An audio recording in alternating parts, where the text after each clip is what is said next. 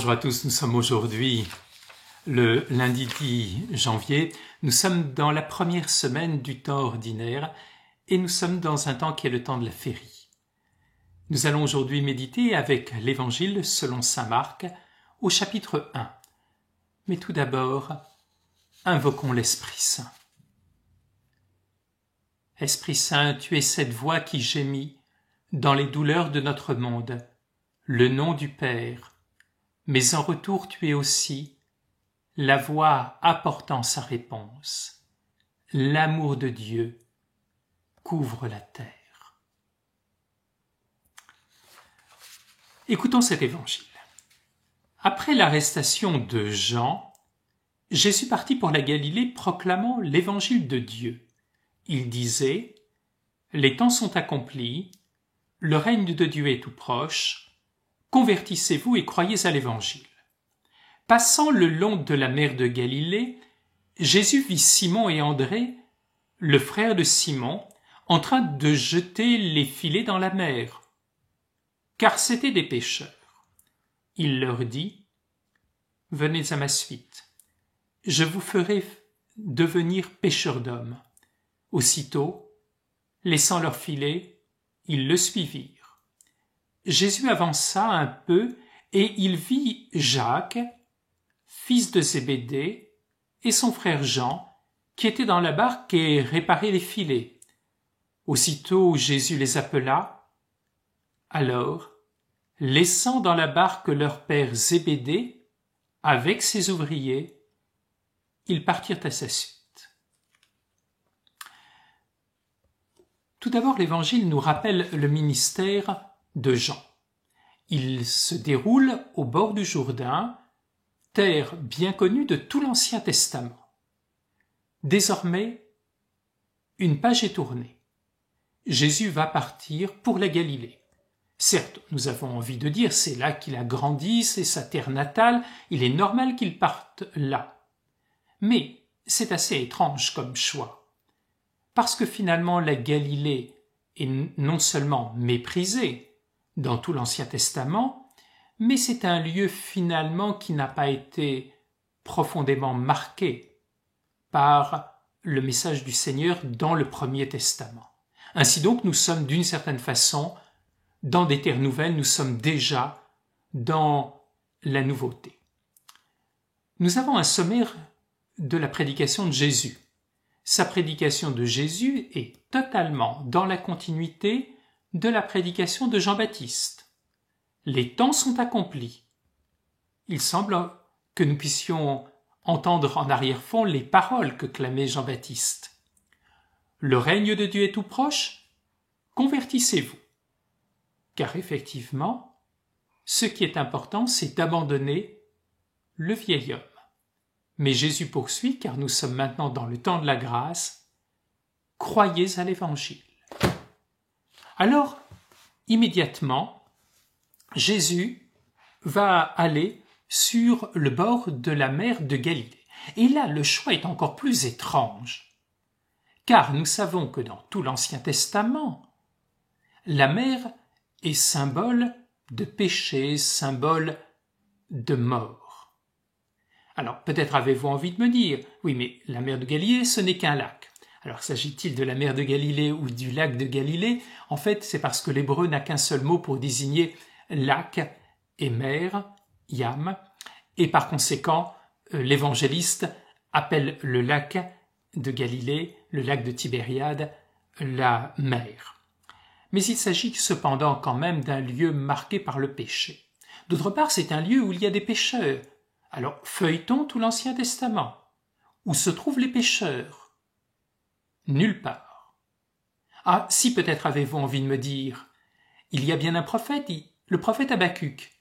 Oui, il parlait de celui qui allait jeter le filet. De qui s'agit-il ? De Nabuchodonosor, afin de châtier les pécheurs. Est-ce donc le temps du châtiment ? Jésus va-t-il au bord du lac pour que le temps de la colère de Dieu vienne ? Il nous étonne encore une fois. Car de cela, il n'en est pas question. Alors Jésus passe le long du lac. Comme toujours, Jésus marche. Il est en chemin. et il nous invite nous aussi à cheminer. Il vit, c'est-à-dire que son regard va se poser. Ce n'est pas le regard d'un homme qui se pose sur ces hommes qui sont en train de pécher, mais c'est bien le regard de Dieu qui se pose sur eux, et ce regard de Dieu est capable de les transformer. Alors tout d'abord, il y a Simon. Ah, Simon, il occupe une place tout à fait particulière dans l'Évangile selon saint Marc. On le retrouve cité 26 fois, la plupart du temps sous le nom de Pierre, parfois sous le nom de Simon, car il est vrai que Marc a mis par écrit l'Évangile que Pierre prêchait à Rome. C'est donc ce que l'on pourrait appeler l'Évangile pétrinien, qui est l'Évangile selon saint Marc. Il est cité en premier, et avec lui se trouve Marc. Il faut se mettre à la suite de Jésus, et se mettre à la suite de Jésus, nous le savons bien, nécessite d'abandonner nos vies passées, d'abandonner un certain nombre de choses. Ils vont abandonner leur filet. Ils vont abandonner leur filet parce que Jésus leur demande de devenir pêcheurs d'hommes. Je vous ferai. Pourquoi un futur? Car il faut attendre le chapitre 6 de l'Évangile selon saint Marc pour que Jésus en choisisse 12 et qu'il les envoie effectivement en mission. Nous contemplons l'obéissance de la foi de ces hommes.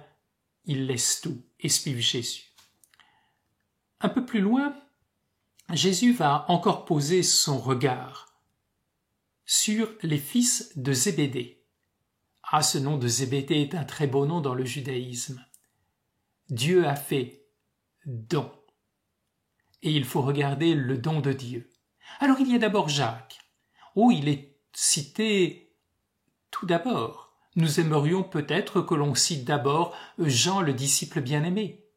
Mais pour Marc, Jacques est très important, car c'est celui qui va, en premier dans les apôtres, livrer sa vie pour le Seigneur, le premier des apôtres martyrs. Il se trouve avec Jean dans la barque, et l'évangéliste nous dit qu'ils sont avec leur père, et ils vont, eux, devoir abandonner davantage. Ils vont devoir abandonner également leur lieu de vie et leur famille. Et puis l'évangéliste nous dit qu'ils avaient une certaine aisance financière, oh pas très grande, ne nous imaginons pas des gens très riches, mais ils ont quelques employés, et la compagnie de pêche de la famille Zébédée est certainement plus importante que celle de Pierre et d'André. Ils vont donc également faire l'abandon d'un petit confort matériel, mais nous savons à quel point nous sommes parfois attachés à nos misérables richesses, et ils vont se mettre en avant. Alors, pour nous, cet évangile est extrêmement important.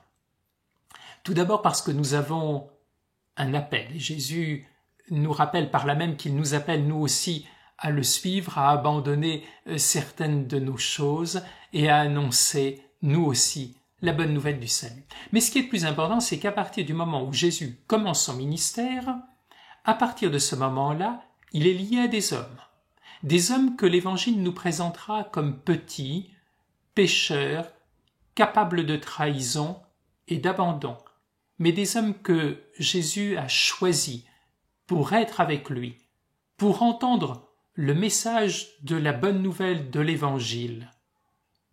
Et à partir de cela, moment-là, cela change tout pour nous, car désormais, dire oui à Jésus, c'est dire oui aux apôtres, et c'est dire oui à l'Église.